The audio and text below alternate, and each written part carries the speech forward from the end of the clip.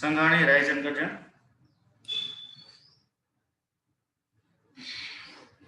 કાટેલિયા.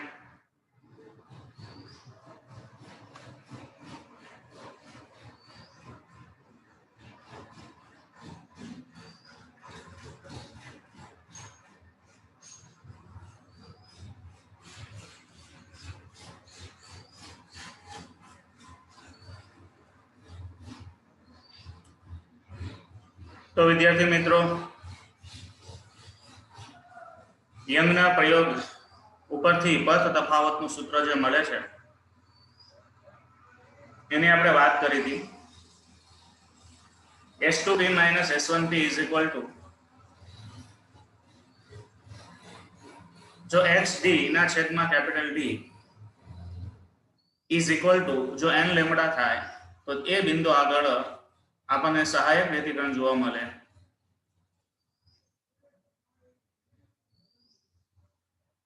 જો પથ તફાવત S2P minus S1P is equal to x small d ના ભાગ્યા capital D is equal to 2n plus 1 lambda by 2 થાય તો ત્યાં આપણને વિનાશક વ્યતિકરણ જોવા મળે છે.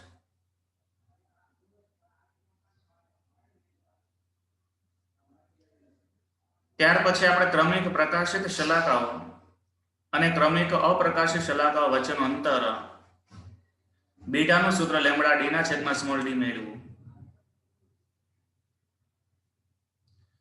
પછી એક પ્રકાશિત શલાકા હોય અને બીજી અપ્રકાશિત શલાકા હોય એ વચ્ચેનું અંતર બીટા ડેશ બરાબર લેમ્બડા ડી ના છેદમાં 2d મેળવ્યું.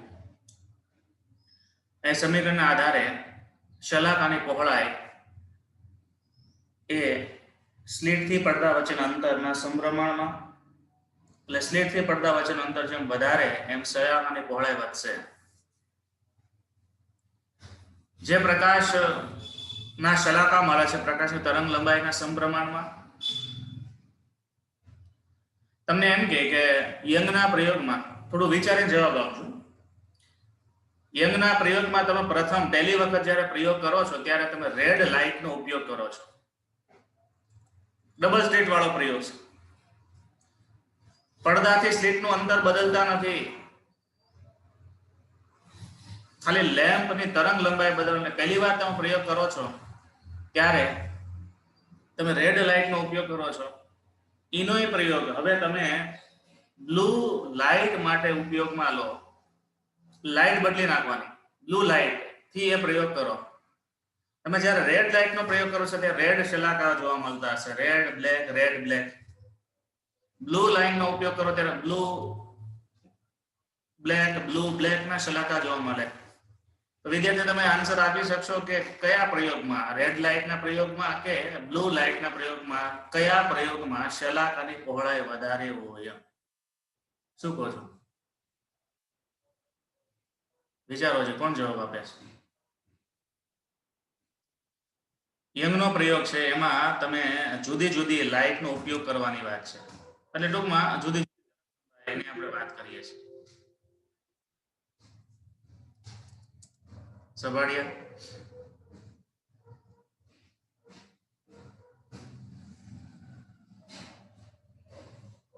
હા બોલ.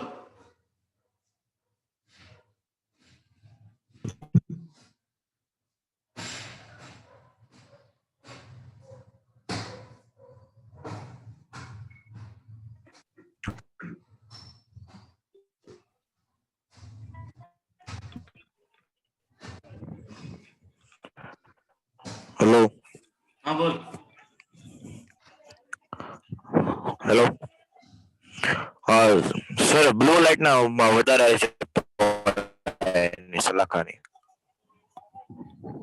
વરિયા કેવું કે છે?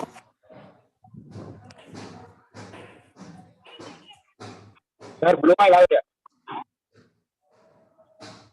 બ્લુમાં શલાકા અને પહોળાઈ વધશે એવું કહો છો ને? કોઠિયા શુભમ શું કહે છે?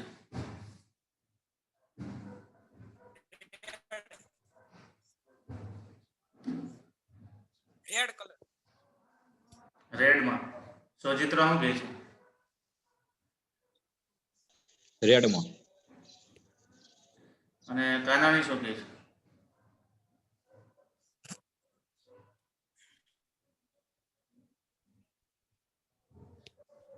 રેડમાં સર. રેડમાં વધારે મળશે, કારણ કે આ સૂત્ર પ્રમાણે જુઓ, જેની તરંગ લંબાઈ વધારે એમાં શલાકાની પહોળાઈ વધારે હોય. આ ટાઈપના પ્રશ્નો તમને પૂછે છે. રેડની તરંગ લંબાઈ વધારે છે, આવૃત્તિ ઓછી છે, બરાબર. રેડમાં શલાકાની પહોળાઈ વધશે.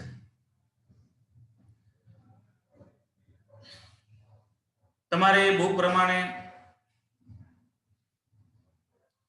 વ્યતિકરણમાં આપણે આગળ જોઈએ, થોડુંક બુકને પણ સાથે રાખતા છે એટલે ખબર પડે કે એક્ઝેક્ટ આપણે કયા મુદ્દાની વાત કરીએ છીએ. પ્રકાશ તરંગોનું વ્યતિકરણ અને યંગનો પ્રયોગ જેની આપણે વાત થઈ ગઈ, એમાં આ શરત મેળવી, સૂત્ર મેળવવું, શલાકાની પહોળાઈ માટેનું સૂત્ર મેળવવું બીટાનું, અને હવે તીવ્રતાને આધારે શલાકાઓની ગોઠવણીની વાત કરવાની છે. એટલે આપણે પ્રશ્ન એમ પૂછી શકે કે યંગના બે સ્લિટના પ્રયોગમાં એની પ્રાયોગિક ગોઠવણી દર્શાવી એની તીવ્રતા વિરુદ્ધ પથ તફાવત નો આલેખ દોરો, તો આલેખ સમજાવો. તો યંગના બે સ્લિટના પ્રયોગની પ્રાયોગિક ગોઠવણી આ રીતે છે. અહીંયા સોર્સ મૂકેલું હોય, સોર્સમાંથી લાઇટ એક સ્લિટમાંથી પસાર થઈ એટલે સિંગલ સોર્સનું કામ કરશે. એ લાઇટ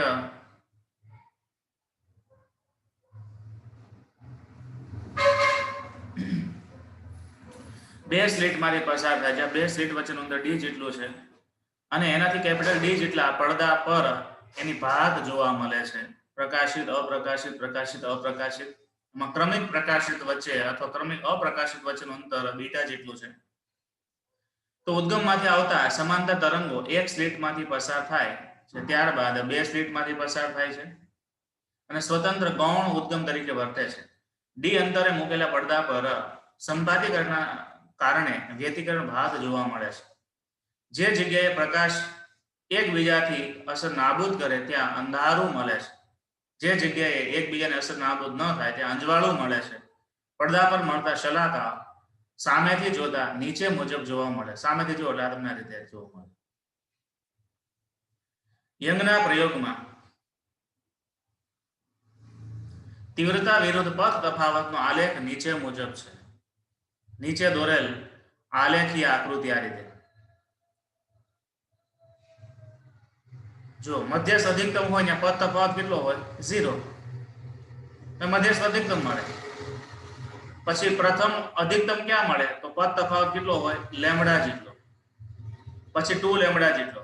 પછી 3 લેમ્બડા જેટલો. એટલે પથ તફાવત આ હોય ત્યાં આપણે મધ્યસ્થ અધિકતમ એટલે પ્રકાશિત શલાકા જોવા મળે. અને પથ તફાવત લેમ્બડા બાય 2 હોય, પછી 3 લેમ્બડા બાય 2 હોય, પછી 5 લેમ્બડા બાય 2 હોય, એ બધા જગ્યાએ પ્રકાશિત અપ્રકાશિત શલાકા જોવા મળે. વરિયા કહીએ. હા સર, આમાં લખેલું એવું કે જે જગ્યાએ પ્રકાશ એકબીજાથી અસર નાબૂદ કરે છે અંધારું જોવા મળે, એટલે અહીંયા વિનાશક વ્યતિકરણ જોવા મળતું હશે ને? એટલે વિનાશક જ થાય, વિનાશ થાય. એટલે એક પ્રકાશના તરંગની શૃંગ આવતો હોય અને બીજાનો ગર્ત આવતો હોય, બરાબર. એટલે વિનાશક શલાકા જોવા મળે અને વિનાશક શલાકામાં એ વસ્તુ જોવા મળશે. એટલે અંધારું થાય ને? અંધારું થાય.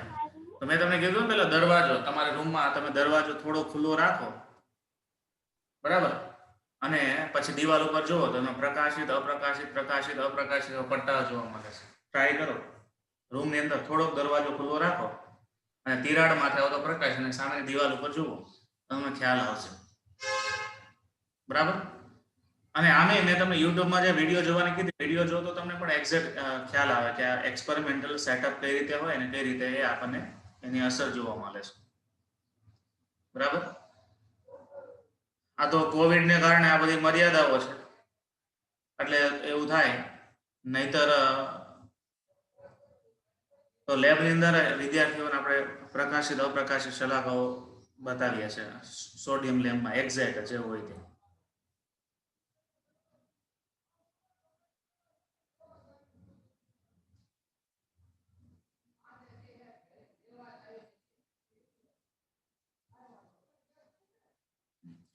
હવે આપણે આગળ વાત કરીએ.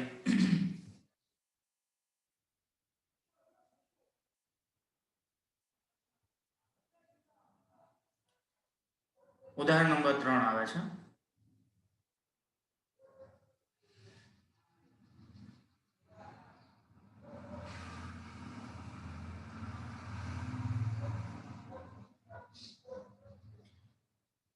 ઉદાહરણ નંબર 1 આપણે ગણી લીધું હતું. ઉદાહરણ 2 ની પણ આપણે વાત થઈ ગઈ હતી, સૈદ્ધાંતિક હતું. ઉદાહરણ 3 થી આપણે ગણતરી સ્ટાર્ટ કરીએ.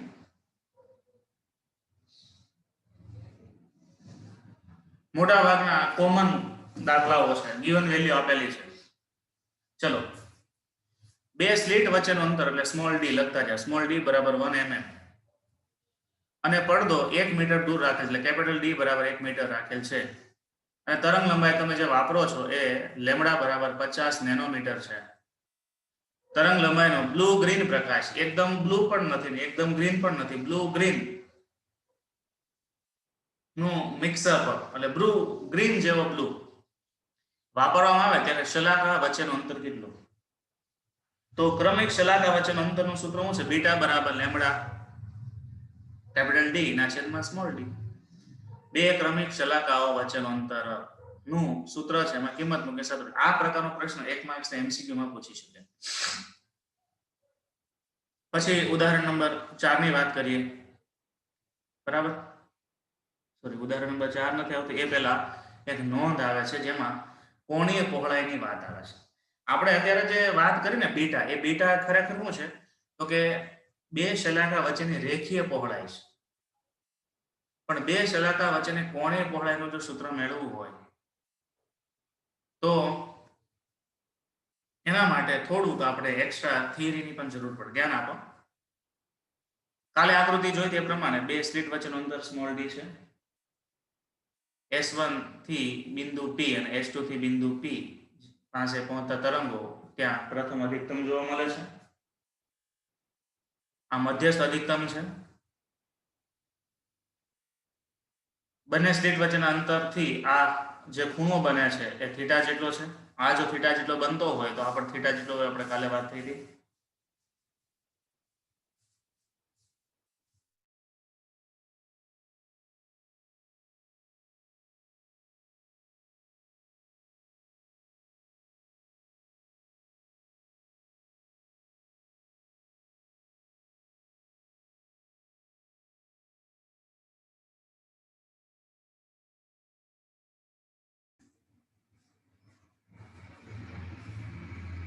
હવે જો વ્યતિકરણ માટે શલાકાની કોણી પહોળાઈનું સૂત્ર મેળવવું છે. આકૃતિની ભૂમિતિ જોવાની. હવે આકૃતિની ભૂમિતિ જો તો tan થીટા અહીંયા tan થીટા મૂકો તો tan થીટા બરાબર શું થાય? તો બીટા ના છેદમાં ડી એટલે x ક્રમિક શલાકા વચ્ચેનું અંતર જેને આપણે x કહેતા એને આપણે b કહીએ. બીટા ના છેદમાં d થાય. પણ થીટા ખૂબ નાનો હોય, બે સ્લીટ વચ્ચેનું અંતર ખૂબ નાનું હોય એટલે થીટા પણ ખૂબ નાનો થાય. ખૂબ નાના થીટા માટે tan theta approximately theta is equal to beta ના છેદમાં d થાય. પણ વિદ્યાર્થીઓ, આપણે બીટા નું સૂત્ર શું હતું? લેમ્બડા ડી ના છેદમાં સ્મોલ ડી હતું. બરાબર, તો લેમ્બડા ડી ના છેદમાં સ્મોલ ડી એ કિંમત મૂકો તો બીટા ના છેદમાં ડી માં બીટા ના છેદમાં એટલે અહીંથી આ બીટા ના છેદમાં ડી આમ લઈ લો તો બીટા ના છેદમાં ડી, આ ડી ને આ છેદમાં લઈ લો તો બીટા ના છેદમાં ડી બરાબર શું મળ્યું? લેમ્બડા ના છેદમાં સ્મોલ ડી મળ્યું. અને લેમ્બડા ના છેદમાં small D is equal to આપણે શું કહીએ છીએ? થીટા કહીએ છીએ. એટલે કે લેમ્બડા ના છેદમાં ડી બરાબર બીટા અપોન ડી થયું. બીટા અપોન ડી બરાબર શું થાય? સમીકરણ 1 પરથી થીટા થાય. આ જે સૂત્ર છે લેમ્બડા અપોન ડી એ કોણીય પહોળાઈનું સૂત્ર છે. એટલે કે તમે જે પ્રકાશ લ્યો છો એ પ્રકાશની તરંગ લંબાઈ કેટલી અને તમે જે પ્રયોગ કરો છો એમાં સ્લીટ વચ્ચેનું અંતર કેટલું? વપરાતો પ્રકાશની તરંગ લંબાઈ અને અંતરનો જે ગુણોત્તર છે એને કોણીય પહોળાઈ કહેવાય.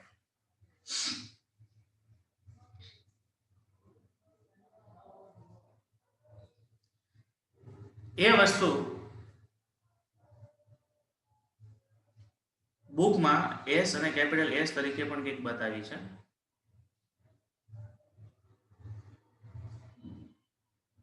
ઉદાહરણ 4 છે ને એના ઉપરથી છે.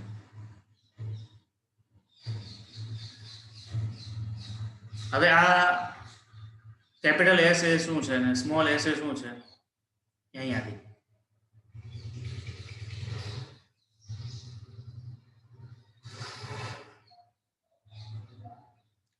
આ એક સ્લીટ હોય ને, એક સ્લીટ એની પહોળાઈ એને કેપિટલ એસ કીધું છે, અને બે સ્લીટ છે ને, બે સ્લીટ એમની પહોળાઈ સ્લીટની પહોળાઈ એને સ્મોલ એસ કીધું છે. એટલે બીટાના છેદમાં લેમ્બડા અને લેમ્બડાના છેદમાં ડી ઉપરથી એ સંબંધ મળે, અને સંબંધ ઉપરથી ઉદાહરણ નંબર 4 માં એક વાત સમજાવી છે. ઉદ્ગમનું માપ સ્મોલ એ અને બે સ્લીટ ધરાવતા સમતલથી તેનું અંતર કેપિટલ એસ. એટલે અહીંયા થોડુંક ધ્યાન રાખો, ઉદ્ગમનું માપ એસ છે અને બે સ્લીટ ધરાવતા સમતલથી તેનું ઉદ્ગમ, એટલે આ અંતર થાય. સિંગલ સ્લીટ છે ને એને સ્મોલ એસ કહે છે.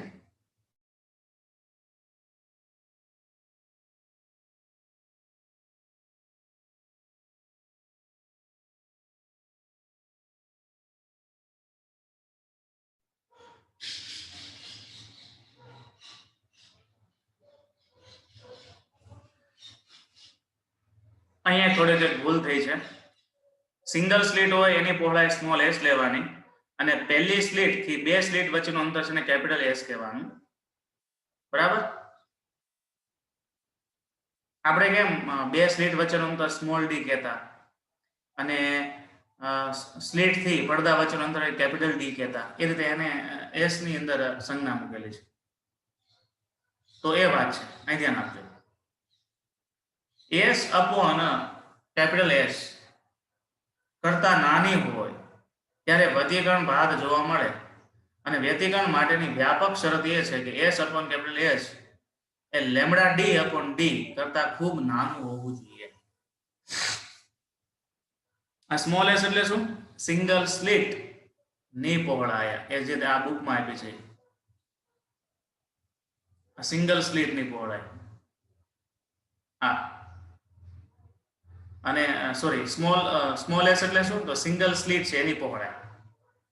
અને કેપિટલ એસ એટલે શું? તો પ્રથમ સ્લીટ ના સમતલથી બે સ્લીટ વાળી જે તકતી છે એ બે વચ્ચેનું અંતર કેપિટલ એસ. એટલે એ એક વાત તમારે ખાસ યાદ રાખવાની છે ને, એનો ઉપયોગ ઉદાહરણ 4 માં થાય છે. ઉદાહરણ 4 છે એમસીક્યુ માટે ખૂબ ઉપયોગી છે. બરાબર? તો એના મુદ્દાઓ છે એને આપણે વાત કરીએ. તો ઉદાહરણ 4 માટે કે વ્યતિકરણ ભાતમાં શલાકાની પહોળાઈનું સૂત્ર શું છે? તો બીટા બરાબર લેમ્બડા ડી ના છેદમાં ડી, તેની કોણીય પહોળાઈ અને ઉદ્ગમ વચ્ચેના અંતરનો સંબંધ. તો કોણીય પહોળાઈનું સૂત્ર શું થશે? બીટા ના છેદમાં D is equal to lambda D is equal to theta થાય. તો એસ ના છેદમાં કેપિટલ એસ ઇઝ ઇક્વલ, જો લેમ્બડા ના છેદમાં ડી કરતા ખૂબ નાનું હોય તો જ વ્યતિકરણ ભાગ જોવા મળે, નહીતર વ્યતિકરણ ભાગ જોવા મળતી નથી. આની શરત થઈ, અને શરત ઉપરથી આપણે જવાબ આપવાના છે. એમાં પહેલો આન્સર લઈએ. તો પહેલો પ્રશ્ન શું છે? નીચે આપેલા ક્રિયાને કારણે યંગના બે સ્લીટના પ્રયોગમાં વ્યતિકરણ શલાકા ઉપર શું અસર થાય? મેં તમને કેમ કીધું? તરંગ લંબાઈ બદલો તો શલાકાની પહોળાઈમાં ફેરફાર થાય, અંતર બદલો તો શલાકામાં ફેરફાર થાય. એમ શલાકા ઉપર નીચેની બાબતોનું કેવી રીતે અસર થાય છે એ બતાવવાનું છે. સ્લીટ ધરાવતા સમતલથી પડદાને દૂર ખસેડવામાં આવે, અને કેપિટલ ડી વધારો તો શું થાય? સ્લીટ ધરાવતા સમતલથી, જ્યાં સ્લીટ છે ત્યાંથી તમે પડદા સુધી અંતર વધારો તો શું થાય? કેપિટલ ડી વધે. અને આ સૂત્ર પ્રમાણે જો કેપિટલ ડી વધે, ધ્યાન આપજો, આ સૂત્ર પ્રમાણે કેપિટલ ડી વધે તો શું થાય? શલાકાની પહોળાઈ વધે છે. તમારા રૂમની અંદર દરવાજાની પાછળ જે શલાકા મળે ને એ દિવાલ ઉપર મળતા હશે. એ દિવાલની આગળ દરવાજાની એક્ઝેક્ટ પાછળ તમે લાંબી બુક રાખજો, વ્હાઇટ કલરનું પેજ રાખજો. તો તમારા પેજ ઉપર એ શલાકા જોવા મળશે, પણ એકદમ પતલા જોવા મળશે, કારણ કે તમારો દરવાજો છે સ્લીટ નું કામ કરે છે, અને હવે તમારું પેજ મૂકેલી છે, બુક મૂકેલી છે, એ પડદાનું કામ કરે છે. એટલે સ્લીટ થી પડદા વચ્ચેનું અંતર ઘટી ગયું, એટલે શલાકાની પહોળાઈ ઘટી જશે. તો પહેલાનો આન્સર શું આવશે કે શલાકાની પહોળાઈ એટલે દૂર ખસેડવામાં આવે તો શલાકાની પહોળાઈમાં પણ વધારો થાય છે.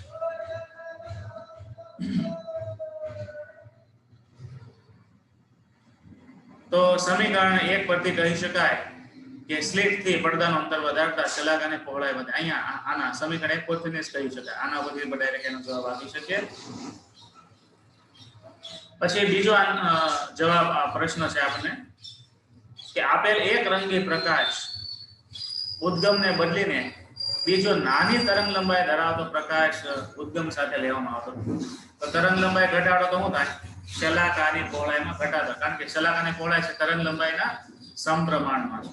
તો સમીકરણ 1 પરથી કહી શકાય કે તરંગ લંબાઈ ઘટે તો શલાકાની પહોળાઈમાં ઘટાડો થાય. પ્રશ્ન નંબર સી માં છે, બે સ્લીટ વચ્ચેનું અંતર વધારવામાં આવે, એટલે સ્મોલ ડી વધારવામાં આવે તો શું થાય? તો સમીકરણ 1 પરથી કહી શકાય કે ડી વધારવામાં આવે તો ડી માં ઘટાડો થાય છે, બરાબર? જ્યાં બે ડી એ બે શલાકા વચ્ચેનું અંતર છે. એટલે જેમ તમે દરવાજો નજદીક લાવો છો એમાં શલાકાઓ છે વધારે પહોળા થતા દેખાશે. પછી આપણને આગળ કીધું છે ડી માટે બે સ્લીટ ધરાવતા સમતલથી નજદીક ઉદ્ગમ સ્લીટ ને ખસેડવામાં આવે તો, બે સ્લીટ ધરાવતા સમતલથી ઉદ્ગમ સ્લીટ નજીક, એટલે આને ઉદ્ગમ સ્લીટ કહેવાય. સમજાય છે? આ જે પ્રથમ સ્લીટ છે ને ઉદ્ગમ સ્લીટ છે, અને આ બે સ્લીટ છે. તો આ સ્લીટની નજદીક આને લાવવામાં આવો તો શું થાય? તો કે કેપિટલ એસ માં વધારો થાય. કેપિટલ એસ માં વધારો થાય તો આપણે જે સૂત્ર જોયું છે એના ઉપરથી જુઓ, કેપિટલ એસ માં વધારો થાય તો શું થાય? એસ અપન કેપિટલ એસ નો ગુણોત્તર ઘટે.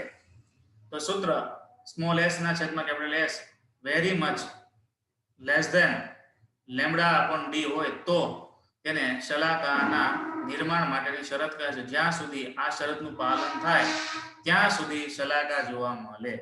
જો ઉદ્ગમને બે સ્લીટની ખૂબ નજીક લાવવામાં આવે તો શું થાય? એસ માં ઘટાડો થાય. એસ માં ઘટાડો થાય તો શું થાય? આખો ગુણોત્તર વધે, અને ગુણોત્તર વધે તો શું થાય? શલાકાનું એટલે કે શરતનું પાલન ન થાય તો શલાકા જોવા મળતા નથી.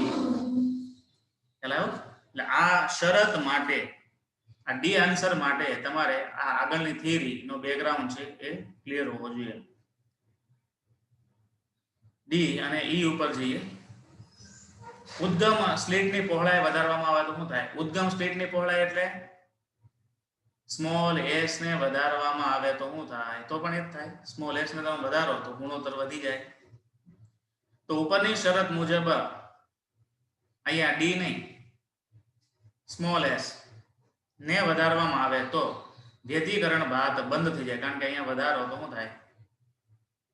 આ કન્ડિશનનું પાલન થતું નથી. ઉદ્ગમ સ્લીટ એટલે અહીંયા એક સુધારો કરવાનો, ડી નો આવે. ડી તો ડબલ સ્લીટ વચ્ચેનું અંતર છે. ઉદ્ગમ સ્લીટ એટલે સ્મોલ એસ કરવું પડે.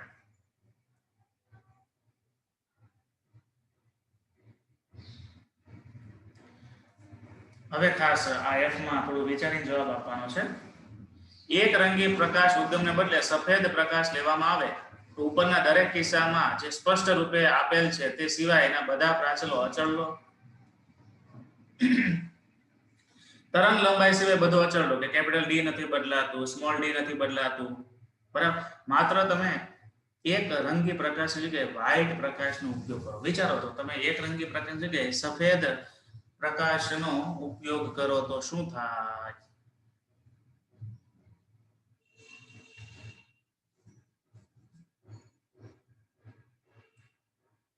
કોણ આપણે આન્સર? સફેદ એટલે કોનું સંયોજન છે? રેડ અને બ્લુ, જાની વાલી પીનારે, બધા જ રંગનું સંયોજન છે.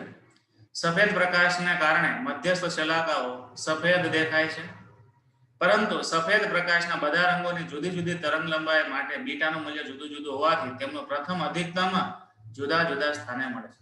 મધ્યસ્થ અધિકતમ તો બધાનો એક જ જગ્યાએ દેખાય, એટલે મધ્ય શલાકો સફેદ દેખાય, વ્હાઇટ લાઇટ હોય તો.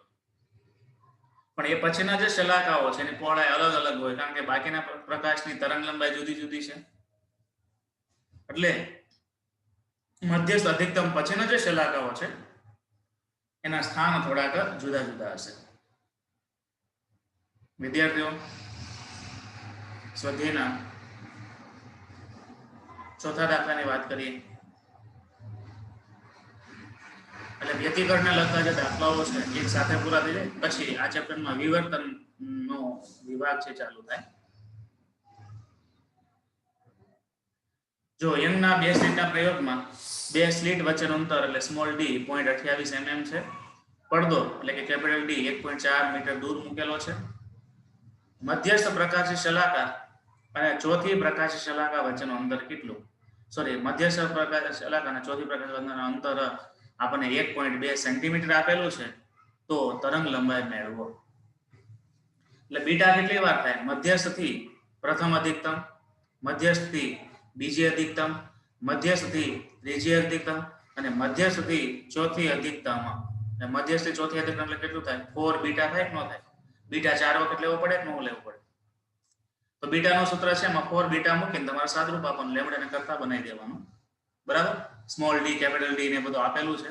જો આપણે તો ડી બરાબર 0.28, કેપિટલ ડી બરાબર 1.4, x4 બરાબર 2.1.2 સેકન્ડ, લેમ્ડા કેટલું? તો x4 બરાબર શું થાય? 4 બીટા થાય. તો x4 બરાબર 4 બીટા બરાબર શું છે? લેમ્ડા ડી ના છેદમાં સ્મોલ ડી છે. ચલો બધી કિંમત મૂકી સાદરૂપ આપો અને લેમ્ડાને કરતા બનાવો. બરાબર? તો આપણને પ્રકાશ 600 નેનોમીટર મળે છે. બરાબર? આ થયો સ્વાધ્યાયનો ચોથો દાખલો. સ્વાધ્યાયના પાંચમા દાખલાની વાત કરી લઈએ. લેમ્ડા જેટલી એક રંગી તરંગ લંબાઈ પ્રકાશ સાથે કરેલ યંગના બે સ્લિટના પ્રયોગમાં પડદા પરના જે બિંદુએ પથ તફાવત લેમ્ડા જેટલો થતો હોય ત્યાં તીવ્રતા નો કે એકમ છે એમ ધારી લઈએ. જ્યાં પથ તફાવત λ/3 થતો હોય તે બિંદુએ તીવ્રતા કેટલી? તો માનો કે પથ તફાવત લેમ્ડા છે ત્યારે તીવ્રતા કે જેટલી છે. તો હવે પથ તફાવત λ/3 થાય ત્યાં તીવ્રતા કેટલી? આમાં ધ્યાન રાખવાનું છે.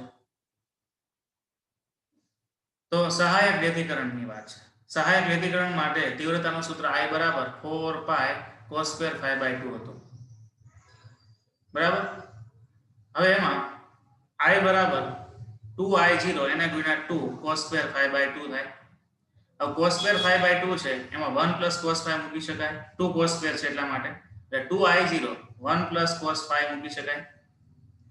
હવે આમાં ત્રિરાશી મૂકું. જ્યારે પથ તફાવત લેમ્ડા હોય ત્યારે કળા phi બરાબર શું હોય? 2π હોય કે ન હોય? બરાબર? તો પથ તફાવત લેમ્ડા હોય ત્યારે કળા તફાવત કેટલી થાય? 2π થાય. આપણે મેં તમને આગળ પણ લખાવ્યું હતું. તો હવે સમીકરણ 1 માં જુઓ I બરાબર 2I0 1 cos phi. phi ની જગ્યાએ શું છે? 2π. 2π શું કામ?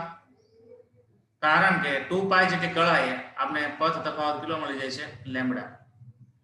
બરાબર? અને આ જે પદ છે એમાં 2I0 1 cos 2π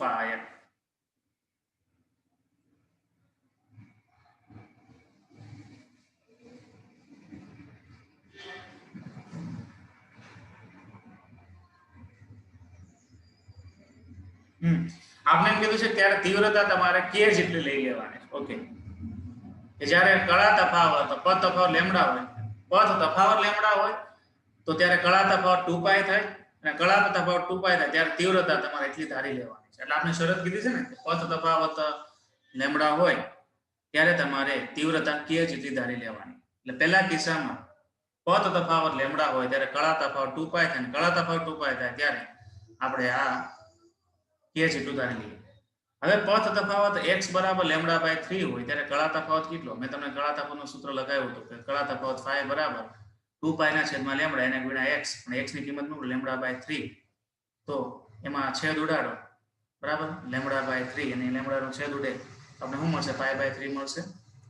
તો ત્યારે તીવ્રતા કેટલી થશે? I ડેશ બરાબર 2I0 1 cos 2π ના છેદમાં 3 cos 2π ના છેદમાં 3 લેવા 1/2 થાય. 1 માંથી 1/2 બાદ કરો એટલે ખાલી 1/2 વધે. તો I ડેશ બરાબર 2I0 એને ગુણ્યા 1/2 એટલે I0 મળશે. બરાબર? તો 4I0 બરાબર આપણે શું ધારી લીધું છે? k. તો તો ખાલી I0 બરાબર શું થાય k/4 થાય એટલે તીવ્રતા I ડેશ બરાબર k/4 થાય. ટૂંકમાં તમારે શું કરવાનું છે કે પથ તફાવત ઉપરથી કળા તફાવત અને કળા તફાવત ઉપરથી તીવ્રતામાં જતું રહેવાનું, કારણ કે ડાયરેક્ટ પથ તફાવત અને તીવ્રતાનો સંબંધ નથી. આપણી પાસે સંબંધ છે પણ કોનો છે? કળા તફાવત અને તીવ્રતાનો સંબંધ છે.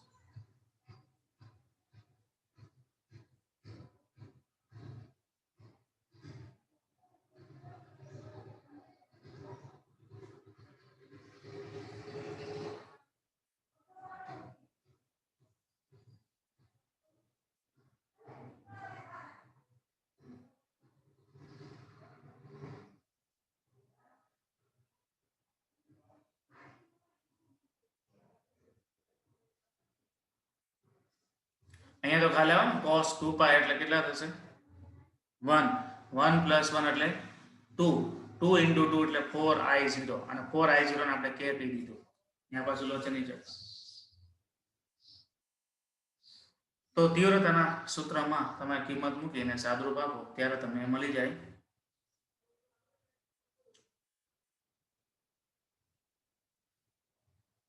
સ્વાધ્યાયનો છઠ્ઠો દાખલો ગણીને આપણે પૂરું કરીએ. યજ્ઞના 2 સ્લિટના પ્રયોગમાં વ્યતિકરણ શલાકા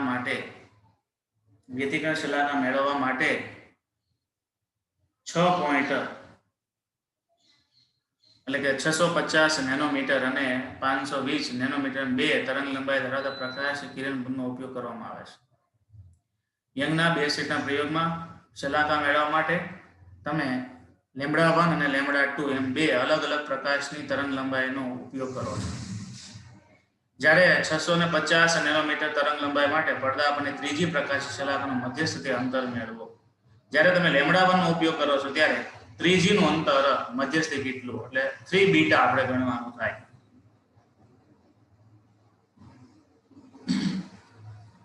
એટલે એ વિભાગ જોઈ લઈએ. તો મધ્યસ્થ શલાકાથી ત્રીજી શલાકાનું અંતર λ1 માટે x3 બરાબર શું થશે?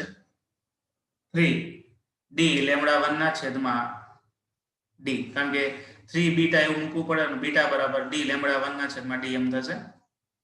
આના ઉપરથી x3 ની ગણતરી થાય. આ ભાઈએ ગણતરી કરી નથી, એવું તમારે જોઈ લેવાની. પછી શું કહે છે કે બંને તરંગ લંબાઈને કારણે મળતી પ્રકાશી શલાકાઓ એકબીજા પર સંપાત થાય તે માટે મધ્યસ્થી ઓછામાં ઓછું અંતર કેટલું? તો થશે એવું કે તરંગ લંબાઈ બદલો એટલે બીટા તો બદલાય. એટલે માનો કે λ1 છે ત્યારે આપણને β1 મળ્યું અને ત્યારે ત્રીજી શલાકા મળે છે અને કદાચ એવું થાય કે તરંગ લંબાઈ ઘટાડો એટલે બીટા ઘટે. બીટા ઘટે એટલે શું થાય? 3G ની જગ્યાએ 3G અને ચોથી, તો પહેલી તરંગ લંબાઈ માટેની ત્રીજી શલાકા અને બીજી તરંગ લંબાઈ માટેની ચોથી, ધારો કે શલાકા બે સંપાત થતી હોય તો કઈ જગ્યાએ સંપાત થાય?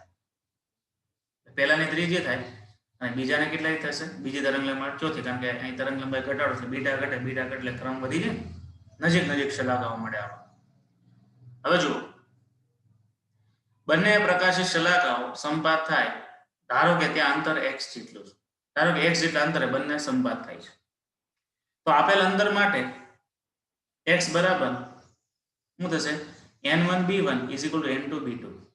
n1 એટલે પ્રથમ તરંગ લંબાઈ માટેનો ક્રમ અને n2 એટલે બીજી તરંગ લંબાઈ માટેનો ક્રમ. b1 એટલે d λ1 ના છેદમાં d ની કિંમત મૂકો, d કેન્સલ થાય એટલે શું મળ્યું? n1 λ1 = n2 λ2 મળ્યું. હવે જો અહીંયા ધ્યાન આપો, λ1 છે λ2 કરતા મોટું છે, તો n1 છે એ n2 કરતા નાનું મળે, કારણ કે જેમ તરંગ લંબાઈ વધે એમ શલાકાની પહોળાઈ વધે, પહોળાઈ વધે એમ ક્રમ ઘટે.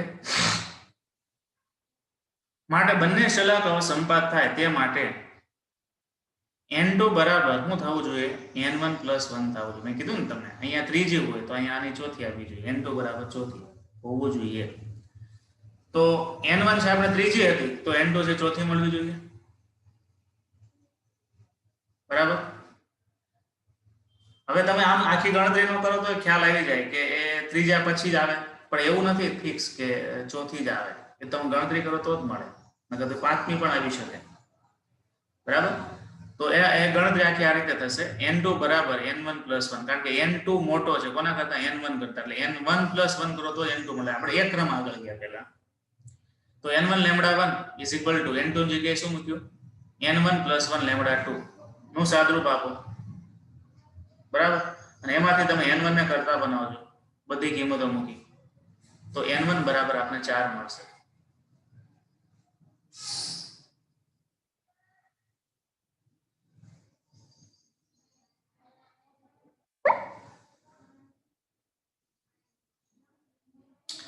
n1 બરાબર 4 મળે તો n2 બરાબર શું થાય 5 થાય એટલે પ્રથમ માટેની ચોથી શલાકા અને બીજા માટેની પાંચમી શલાકા બરાબર એ બંને એક જગ્યાએ સંપાત થાય ત્રીજી ને ચોથી નહીં ચોથી અને પાંચમી એટલે આ દાખલો છે ને થોડો અલગ રીતનો છે આમાં તમારે સ્પેશિયલી આ રીતે જ કરવું પડે તો એમના પ્રયોગમાં 6000 એંગસ્ટ્રોમ તરંગલંબાઈ ધરાવતા ત્રીજા ક્રમની શલાકા અને 7000 એંગસ્ટ્રોમ ધરાવતી પાંચમા ક્રમની શલાકા પર સંપાત થતી હોય તો મધ્ય સુધી તેનું અંતર કેટલું આવું પણ પૂછી શકે હવે આમાં કેમ આપ્યું છે એક મિનિટ એક્સ્ટ્રા મેં નોંધમાં લખાવ્યું છે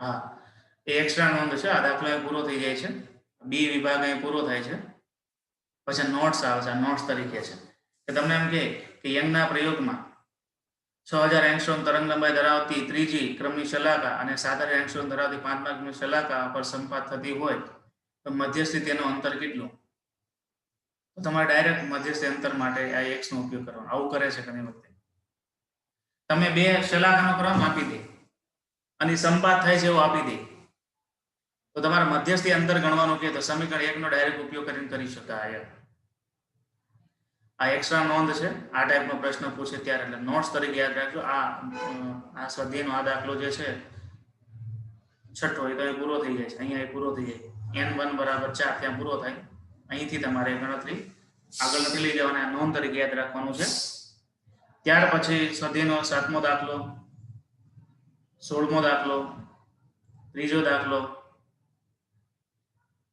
અને એક જીનિટ માટેની નોંધ માટેનું સૂત્ર એ બધું આપણે કાલે કરીશું આવતા પીરિયડમાં બરાબર